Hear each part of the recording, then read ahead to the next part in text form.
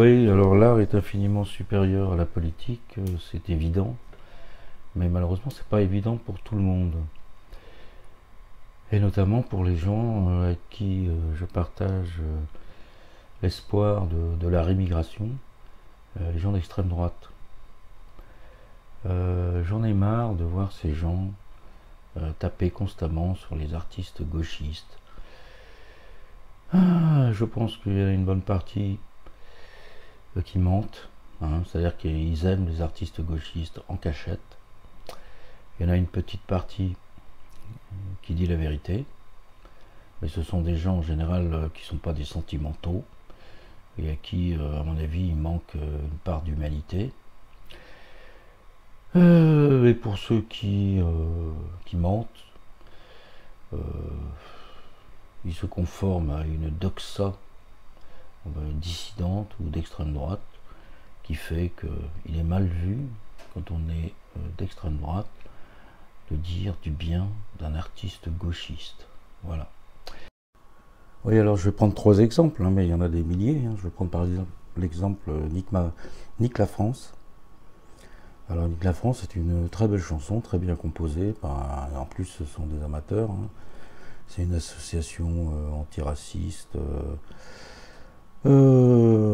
anticoloniale. Enfin, le texte est très bien écrit. C'est très bien interprété. C'est une très bonne chanson. Voilà. Alors ça a permis à cet abruti de Truchot de dire à, comment elle s'appelle, oh je sais plus, la personne de couleur, hein, je ne vais pas dire noir, qui est à LFI, Daniel Obono. Ah alors Daniel Obono, mais alors vous dites pas vive la France, pauvre tâche. Hein. Voilà, hein, et puis alors tous les droitards tapez sur la chanson, alors que la chanson est très bonne, elle est très bien faite. Autre exemple, vous avez l'hymne des femmes, je ne sais plus comment ça s'appelle, la chanteuse Mathilde. Cette Mathilde a une voix absolument extraordinaire, c'est une très belle chanson. Et puis en plus, je signale que c'est de la chanson française, hein. C'est pas du rap, hein. C'est pas de la merde importée. Hein. Moi, je défendrai toujours ce qui est de qualité et ce qui est français. Voilà. Et puis alors un troisième exemple, alors, encore plus connu, c'est la chanson de Pierre Perret, Lydie. Hein. Alors Pierre Perret, c'est un petit génie de la mélodie, de choses comme ça. Lydie est une chanson qui vous tire les larmes. Hein. Bon, c'est une très belle chanson, très bien écrite, etc. Bon, ça n'empêchera pas que Lily, on la foutra dehors, mais bon. Sinon, la chanson est très très bien. Voilà. Voilà 3 exemples très, très simples. Mais en gros, le gros de la population, on n'a rien à foutre. Le gros de la population, quand un artiste est de qualité, il l'aime, quelles que soient ses opinions politiques, et même quels que soient les messages qu'il fait passer dans son art. Hein. Vous pouvez très bien faire un film, une chanson gauchiste avec des poncifs, je sais pas moi, gauchistes, ouais, même du wokisme, tout ce que vous voulez. Si c'est bien foutu, c'est bien foutu. Si c'est de qualité, c'est de qualité. Hein. Et puis vous pouvez faire un truc avec un message d'extrême droite. Enfin, vous pouvez essayer de le faire avec la censure, mais vous pouvez toujours le faire. Si c'est de la merde, c'est de la merde. Il n'y a pas à chier. L'art a des critères qui n'ont rien à voir avec la politique. Rien à voir. Hein. L'art est une grandeur immense. Hein. Pour les gens qui croient en Dieu, on pourrait dire que c'est le dernier étage, le dernier palier avant Dieu. Donc c'est tout en haut. Et la politique, c'est très très bas, la politique. Hein. Donc l'art a une valeur incommensurable aux autres choses. Hein.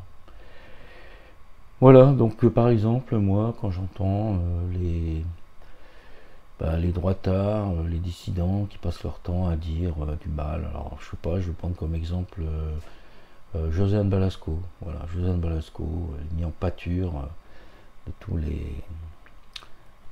toute la doxa dissidente, parce qu'elle défend les migrants. Hein. Elle défend les migrants. Mais qu'est-ce que j'en ai à foutre, moi? Moi, je suis pour la réimmigration, mais moi, je sais pas. J'adore les films du Splendide. Le Père Noël est une ordure, les bronzés font du ski, Nuit d'ivresse.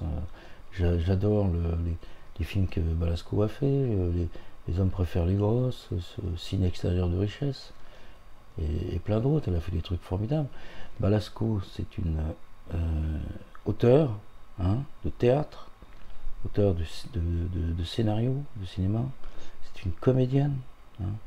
Elle est charmante d'ailleurs. Quand elle était plus jeune, elle a fait des choses où elle était très mignonne, très romantique. Elle est réalisatrice de films.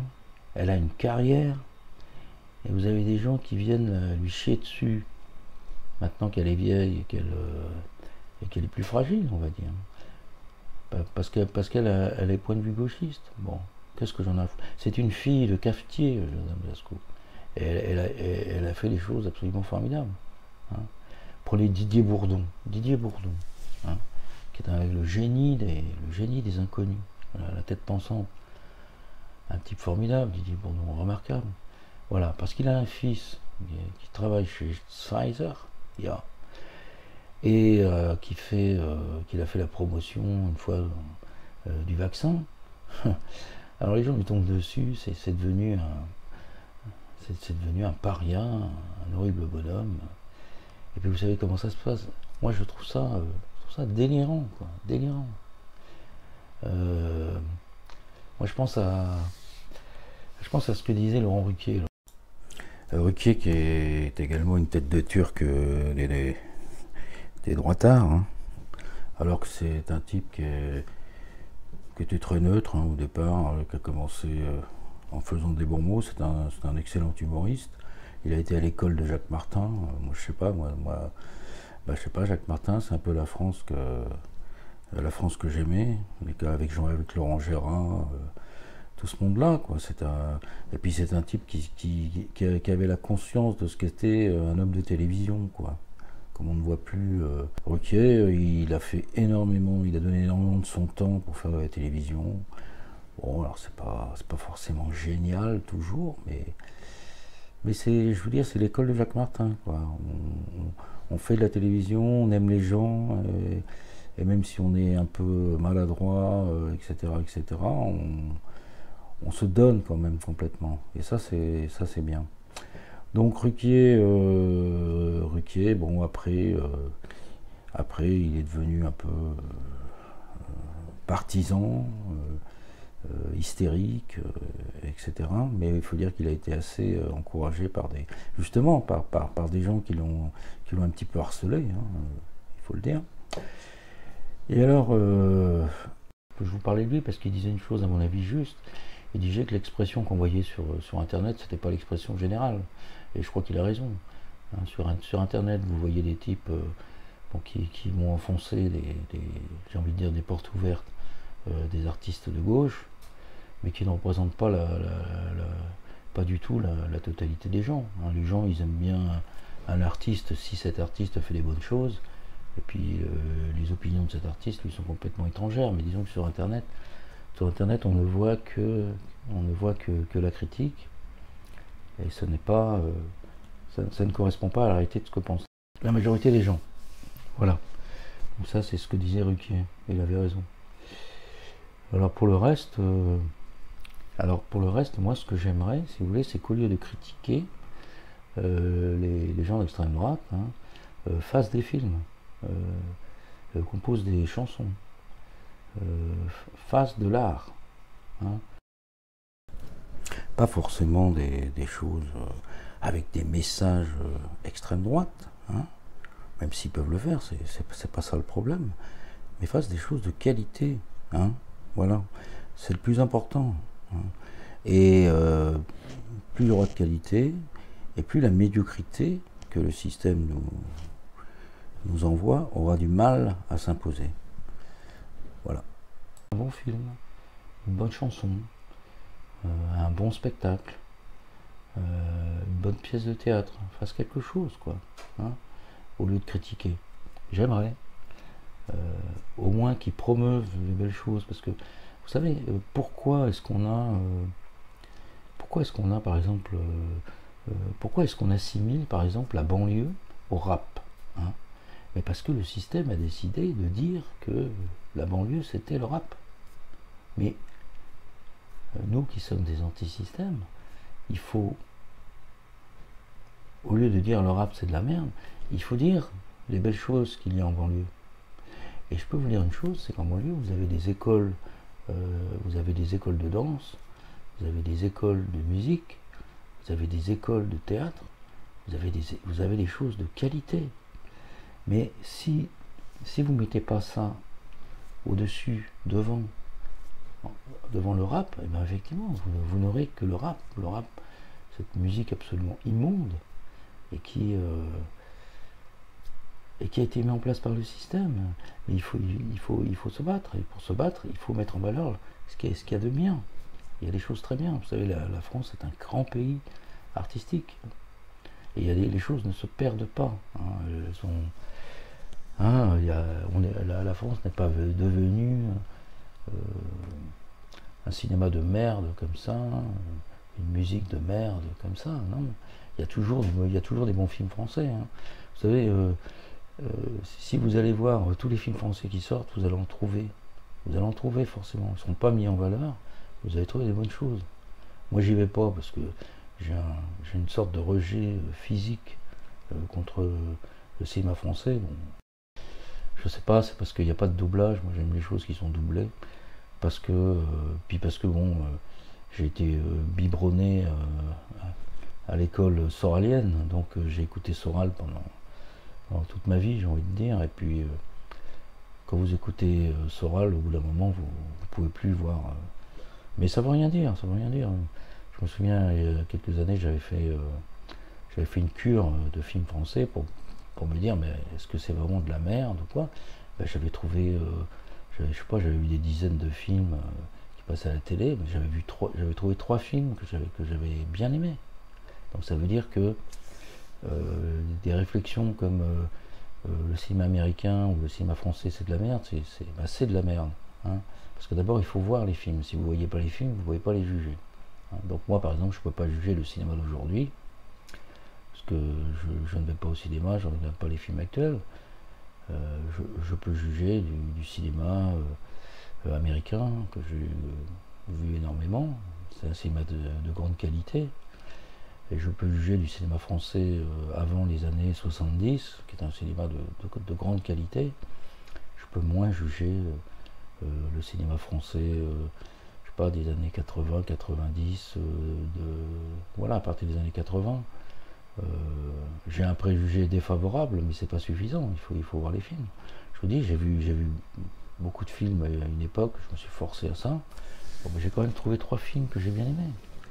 Donc, je vous dis, souterrainement, il y a des très bonnes choses dans le cinéma. Mais il faut les mettre en valeur, et ça, l'extrême droite ne le fait pas, et il faut produire, il faut aider à produire. On va pas me dire quand même que il n'y a que des pauvres dans l'extrême droite et dans la dissidence. Moi je suis sûr qu'il y a du fric. Hein. Il y a du fric. Hein. Donc servez-vous de l'argent pour mettre en valeur les artistes, hein, et pas les artistes d'extrême droite ou les artistes dissidents. Mettez en valeur les bons artistes. L'art n'a rien à voir avec la politique. Hein. Un bon film, c'est un bon film, c'est pas un film d'extrême droite, un bon film. Mettez en valeur ça, et vous verrez que tout ce qui est, une fois que ce sera bien mis en valeur, ben, le rap disparaîtra, toute la merde disparaîtra, parce qu'il y aura autre chose qui arrivera sur le devant de la scène. Hein. Hein, la cérémonie des JO, elle était très bien faite, la cérémonie des JO. Il n'y avait pas de rap. Hein. Il y avait une scène, une chanson de rap, c'est tout. Hein. Le reste, c'était de la musique, c'était une certaine qualité française. Alors on peut critiquer parce que ça a été donné à un artiste d'avant-garde, mais bon, globalement, c'était plutôt bien, hein, la cérémonie des JO. Ça mettait en valeur toute la qualité française, les techniciens, la pyrotechnique, les éclairages, la danse, hein, les gens dansaient plutôt très bien, hein, c'était bien foutu, il y avait une qualité chorégraphique d'ensemble qui était très bonne. Alors d'ailleurs c'est marrant parce qu'il y avait la scène de la scène, hein. Moi j'ai regardé ça, qu'est-ce que j'ai vu? J'ai vu une petite chanson de, je sais plus comment il s'appelle le chanteur là, ce qui fait et je coupe le son et je remets le son. J'ai vu une petite chanson qui était plutôt bien faite, hein, qui se terminait bien avec des harmonies que je trouvais très belles. Et puis c'est tout. Moi, je veux voir une grosse bonne femme avec des types autour. Pour moi, ça ne changeait pas du reste, hein. Puis ça ne change pas de ce qu'on voit tous les jours. Je suis pas un intellectuel, moi, hein. Puis après, on nous bassine que c'est la scène. J'aurais la foutre, moi, rien. Et alors c'est marrant parce qu'il y avait le type qui fait qui fait des vidéos YouTube sur la musique, hein. Il est à son piano et il joue des chansons, des pubs ou des je sais pas quoi, des séries françaises, des dessins animés, la musique, hein, toujours la musique. Il a fait une vidéo là-dessus et puis alors c'est un type plutôt réactionnaire, hein, plutôt dans le sens il est relié par Soral, il est bien aimé par tous les réactionnaires parce que il dit qu'effectivement, alors lui il connaît son truc, hein, il connaît la musique, hein, comme on dit, donc lui il peut juger et il dit que globalement les qualités musicales ont perdu de leur qualité, qualité harmonique, des beautés, quoi, au fil des ans, quoi. Que ce qui se fait aujourd'hui est moins bien que ce qui se faisait, pas toujours, mais voilà, globalement. Alors ce qui était marrant, donc on aurait pu s'attendre à que le mec il dise bah voilà, cette chanson là sur le monde de la scène, c'était vraiment de la merde et tout ce passage là c'est horrible, tout ça. Bah non, ouais. Bah non, il a analysé la musique. C'est dommage, j'ai perdu son nom. Il a analysé sa musique et il a vu que c'était quelqu'un, que c'était un artiste, hein. Alors moi je suis pas un fan de cet artiste, mais je reconnais effectivement que et alors c'est ce qui est assez drôle, c'est que le mec aurait dit l'inverse, hein. Comme c'est un réactionnaire et qu'il est suivi par des réactionnaires, il aurait dit l'inverse. Ah, regardez-moi ce gros là, à moitié à poil, complètement con, qui fait une chanson de merde. Regardez, c'est nul. Il aurait dit ça, les gens ont dit ouais, t'es formidable, je suis d'accord avec toi, cette scène est absolument débile, etc., etc. C'est avec cette musique, je suis nul, c'est grossier, c'est vulgaire. Mais comme il a dit la réalité, c'est-à-dire qu'il a dit que ce type avait du talent, que cette chanson-là était intéressante, et bien les gens ils ont acquiescé, ils ont dit ah ouais t'as raison. Ce qui montre bien encore là, que les gens, il y a une hypocrisie latente qui existe, hein, qui existe là-dedans. Les gens n'ont pas de franchise, hein. C'est-à-dire, en fait, je ne dis pas qu'ils sont hypocrites là, mais ils attendent l'avis de l'expert, hein, l'expert qui ils ont confiance il est affilié, on va dire, à l'extrême droite, pour reconnaître de leur côté que le chanteur a du talent. Et là, ils se lâchent, ils disent bah oui, mais moi j'ai ces disques, je l'écoute, etc., etc. Mais ils reconnaîtront pas en premier, ils le diront pas spontanément, quoi, si vous voulez. Hein, un peu une forme on va dire, de lâcheté, hein. Et d'ailleurs, ce chanteur était montré au même moment sur Égalité et Réconciliation, sous un jour tout à fait différent, c'est-à-dire qu'on parlait que c'était un pédophile, que c'était un type immonde, etc., etc. Alors du coup, vous avez le pianiste qui est relayé par Soral, par Égalité et Réconciliation, qui va dire l'inverse d'une certaine façon. Alors qu'est-ce qui se passe? Qu'est-ce qui se passe? Ça se trouve, les mêmes mecs qui avaient commenté sur Égalité et Réconciliation, peut-être en disant bah oui t'as raison c'est une ordure, et ben les mêmes mecs ils vont dire peut-être parce qu'ils le ressentent vraiment, effectivement c'est un type qui a du talent. Donc où est la franchise? La franchise il y en a pas, hein.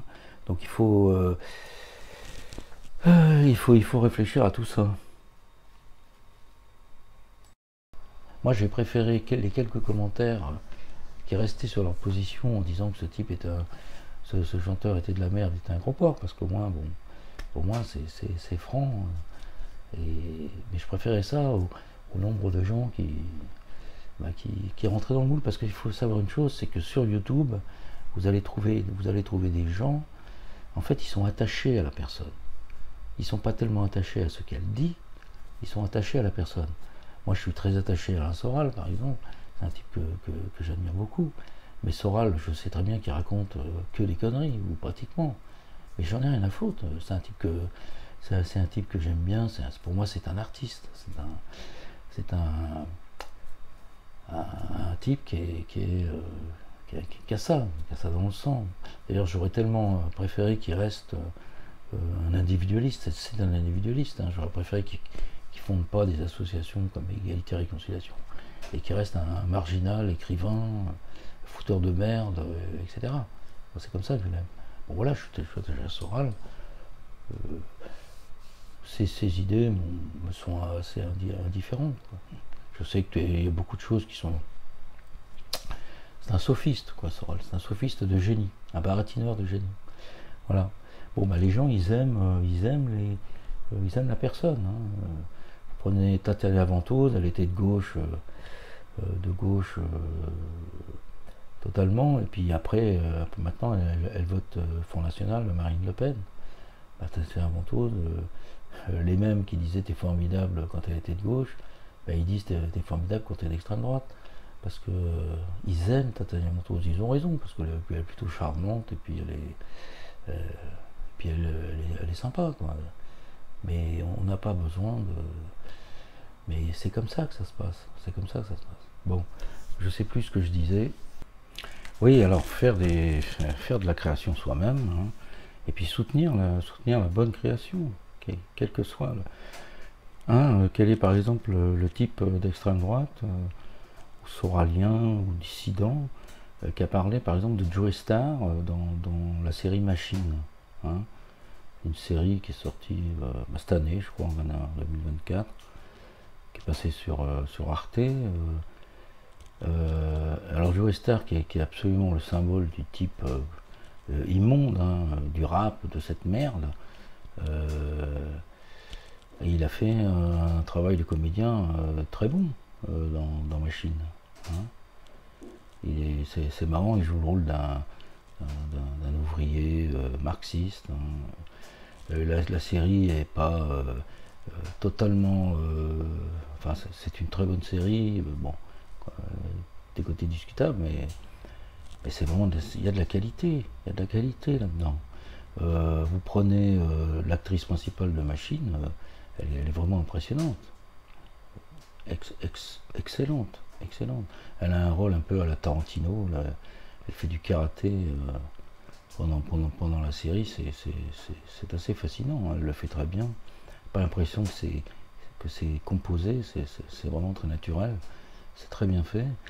Et puis Joe Star a un rôle c'est un rôle de composition. Il le fait remarquablement. Hein. Et ben moi, j'ai envie de soutenir ça parce que c'est bien fait. Joe Star me fait penser un peu à cet acteur, enfin dans la série. Il m'a fait penser à ça. Ça peut-être pas grand-chose à voir, mais l'acteur américain, là, je sais plus son nom, qui justement a commencé sa carrière vraiment d'acteur. Il avait déjà la cinquantaine. C'est un acteur noir américain qui a joué beaucoup avec Clint Eastwood, qui a fait des thrillers, des films. Il a joué avec Ashley Judd. Enfin, c'est un acteur qui représente quelqu'un d'arrivé, revenu de tout, solide, enfin dans la grande tradition des personnages des films américains. Pour moi, c'est le meilleur acteur noir aux États-Unis. Et bon, bah, Joe Star, il peut entrer dans ce rôle-là. Alors qu'on cherche en France des personnages d'hommes mûrs, solides, et ben voilà. Mais après, c'est un problème de trouver des scénaristes, après des propositions de rôle. Mais là, au moins, c'était bien. Et au lieu de taper sur Joe Star, rappeur, immonde, personnage qui tape sur des singes ou je ne sais quoi, Moi, je veux mettre en valeur ça. Parce que là, il y a de la qualité, il y a de la création, il y a quelque chose de bien. Hein, donc, il faut faire ça, parce que sinon on passe son temps à critiquer, et puis il n'y a rien de positif. Il y a des choses qui sont positives, la preuve, il y a des choses qui sont positives. Hein, il est là dans la série, ouvrier marxiste, il fait du vélo, il est bien, il est bon. Hein, voilà. Bon, ben voilà, je ne sais pas trop quoi dire de plus. Vous savez, c'était John Ford qui disait seul le classicisme est révolutionnaire. Je pense que c'est très important de dire ça. Seul le classicisme est révolutionnaire. Hein. Vous pouvez avoir tous les poncifs révolutionnaires changer de société. Les gens, ils en reviennent toujours au classicisme. C'est-à-dire qu'en fait, ça veut dire un petit téléfilm, tout simple, une petite histoire d'amour, un petit truc, tout bête, ben, ça a plus de valeur révolutionnaire qu'une grande fresque prétentieuse, ennuyeuse, voilà, où ça parle de changer le monde, etc., de faire la révolution. Vous pouvez faire ça à droite, à l'extrême droite, ça sera pareil. Vous ferez des choses, non. Seul le talent est révolutionnaire. Donc il faut mettre en valeur le talent. Et donc ils viennent. C'est tellement précieux. C'est précieux. C'est ça qui est important. Et si vous mettez en valeur le talent, eh ben le reste disparaît. Hein. Et là, on est dans un système qui met en valeur la merde, et donc il faut faire le forcing pour mettre en valeur le talent et pour aider à la création. Sinon ça continuera comme c'est aujourd'hui. Voilà. Oui, alors on peut multiplier les exemples. Hein. Moi, je suis sûr que c'est valable dans énormément de domaines, hein, des domaines que je ne connais pas forcément. Bon, moi, je pense pas, par exemple à Guy Bedos. Guy Bedos, c'est un type qui a été conspué par l'extrême droite, alors que c'est un type qui avait du talent. C'était un grand humoriste, un type marrant, un grand comédien, enfin quelqu'un de valeur, quoi. Moi, je suis fan de Lavilliers. Bon, okay. Lavilliers, vous dites Lavilliers à un mec d'F de souche ou n'importe qui, ah, c'est le gros con là, qui s'est fait Jacques Lang, un dégénéré qui dit qu'il est de gauche et puis en fait il roule sur l'or, il fait des voyages partout. Mais non. Est-ce que les gens qui disent ça, ils ont écouté les albums de Lavilliers? Il en a fait 25, je crois, à peu près. Ah non, il a fait des chansons formidables, il a fait des trucs...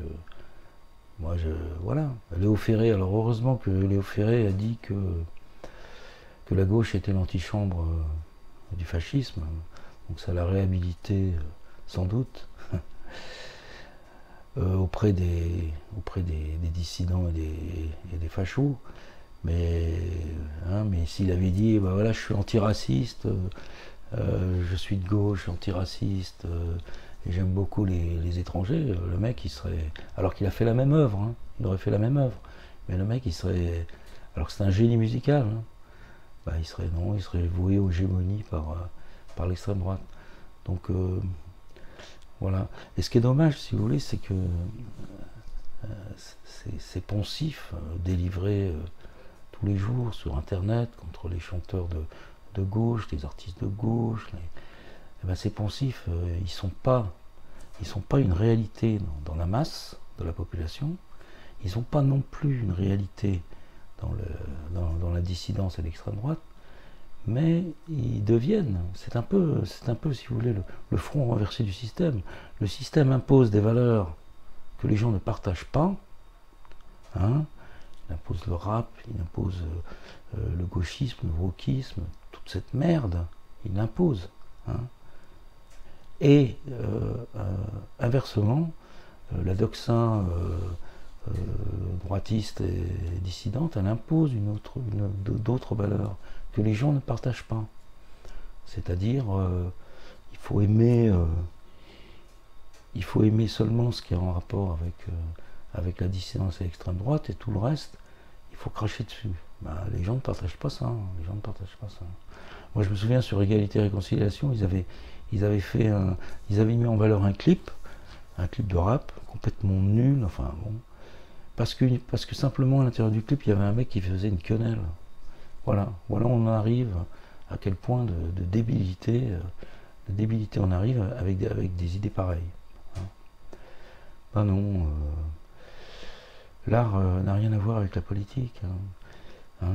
Mais l'art peut changer les choses si on le met en valeur et si on le pratique de belle façon.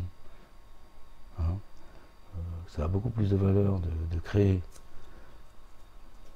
une belle chanson, un beau film, une belle histoire, des choses belles, hein, de mettre en valeur la pratique dans les écoles, les grandes écoles. Vous savez, il y a des grandes écoles de comédiens en France. Hein.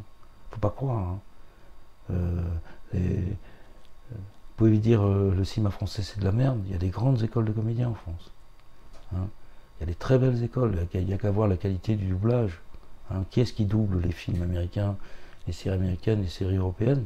C'est des acteurs, des actrices françaises. C'est fait de façon absolument remarquable. Ce sont des grands comédiens. Hein. Donc, il faut arrêter de dire que tout ça c'est de la merde. Non, non, il y a des choses très très bien. Il y a des gens de très grande qualité. Il faut le dire, il faut en parler. Il faut arrêter de dire ouais, mais c'est des gauchistes. Ouais, d'accord. Bon, vous savez des séries de qualité, elles sont toutes gauchistes. Vous savez, je dis souvent, par exemple, un cinéaste américain gauchiste, ça reste avant tout un cinéaste. Et malheureusement, les gens qui sont promus par le système en France, souvent c'est des cinéastes gauchistes, mais ce ne sont pas des cinéastes, ce sont des gauchistes. Alors ça, effectivement, ça existe en France. Mais c'est parce qu'ils sont promus. Vous avez d'autres cinéastes gauchistes français qui sont des cinéastes. Il faut faire la distinction. Et la dissection ne peut se faire qu'au niveau artistique. Hein. Si vous voulez juger d'un artiste, il faut juger son art et pas ses convictions politiques. Parce que le gauchisme, il est omniprésent dans l'art. Hein. Moi, je regarde souvent les séries européennes qui sont diffusées sur Arte, mais il y a des choses formidables. Et tout est dans un fond gauchiste. Hein. Vous avez des homosexuels, des noirs, des arabes, vous avez des trucs féministes, tout ce que vous voulez. Mais qu'est-ce que ça change quand il y a de la qualité, quand il y a un récit, quand il y a des personnages, quand vous avez des trucs passionnants, des situations, des dialogues, des trucs où on sent vraiment l'humanité. Il y a une série qui s'appelait Les Héritiers. Et ben la personnage au départ, c'est une femme qui est une grande artiste de l'art contemporain, sculpture, qui fait des trucs complètement bizarres. Hein. Donc qu'est-ce que c'est que ce truc? C'est de l'art contemporain, Berck, c'est gauchiste, c'est de la merde. Au début, ça commence, elle meurt et elle a quatre enfants héritiers. Donc c'est imprégné de cette culture gauchiste. Mais c'est très bien foutu, quoi. Et puis, vous voyez, c'est marrant parce que dans cette série, les acteurs, ils sont toujours en train de faire quelque chose. C'est ça que j'aime bien dans les séries européennes. Je ne regarde pas les séries françaises, mais dans ces séries-là, c'est qu'il y a une incarnation de la vie. Enfin, c'est des gens qui vivent, hein, ils sont en train de parler, mais en même temps, ils transportent du bois, ils construisent une table, ils font des choses, quoi. Ils sont imprégnés dans une vraie vie sociale, productive. Hein, ça se passe dans des usines où ils font du poisson, il y a ça. On sent le réalisme, la réalité des choses. Hein. Et en même temps, c'est magnifié par l'histoire, l'histoire d'amour, les péripéties. Enfin, c'est très bien foutu, très bien foutu. Mais évidemment, vous n'allez pas trouver la promotion de la rémigration là-dedans. Et quand il y a des personnages noirs ou comme ça, le fond, il sera, ils sont bien, il faut les... Ah, vous voyez ce que je veux dire, hein. C'est fait comme ça, mais qu'est-ce que ça change si c'est bien foutu? C'est bien foutu, ça va dans le bon sens. Parce que quand il y aura des choses, plus il y aura des choses bien foutues, et plus ça aura des conséquences où les gens aimeront ces choses-là et se dégageront de ce que le système va leur donner. Hein. Voilà. ZEP, zone d'expression populaire, featuring Busta Robert, MC Jean-Pierre, 2010. c'est du lourd, gros. Vive la France et son passé colonialiste, ses odeurs, ses relents et ses réflexes paternalistes. Vive la France et son histoire impérialiste, ses murs, ses remparts et ses délires capitalistes. Vive la France et son passé colonialiste, ses odeurs, ses relents et ses réflexes paternalistes. Vive la France et son histoire impérialiste, ses murs, ses remparts et ses délires capitalistes. Ça y est, c'est réglé. Maintenant, c'est formel. Ça y est, c'est confirmé. Par voie ministérielle, les nazillons sont lâchés, les bilochons décomplexés. Carte blanche pour les gros bofs qui ont la haine de l'étranger. petit bourgeois, démocrate républicain, ton pays est puant, raciste et assassin, tes lumières, tes droits de l'homme, soi-disant universels, un mythe, un mirage, un mensonge officiel. Petit donneur de leçons, petit gaulois de souche, arrête ton arrogance, arrête d'ouvrir ta bouche. Tu juges, tu critiques les Arabes et l'Afrique noire, mais balaye devant ta porte, regarde-toi dans un miroir. Vive la France et son passé colonialiste, ses odeurs, ses relents et ses réflexes paternalistes. Vive la France et son histoire impérialiste, ses murs, ses remparts et ses délires capitalistes. Vive la France et son passé colonialiste, ses odeurs, ses relents et ses réflexes paternalistes. Vive la France et son histoire impérialiste, ses murs, ses remparts et ses délires capitalistes. Asservi, humilié,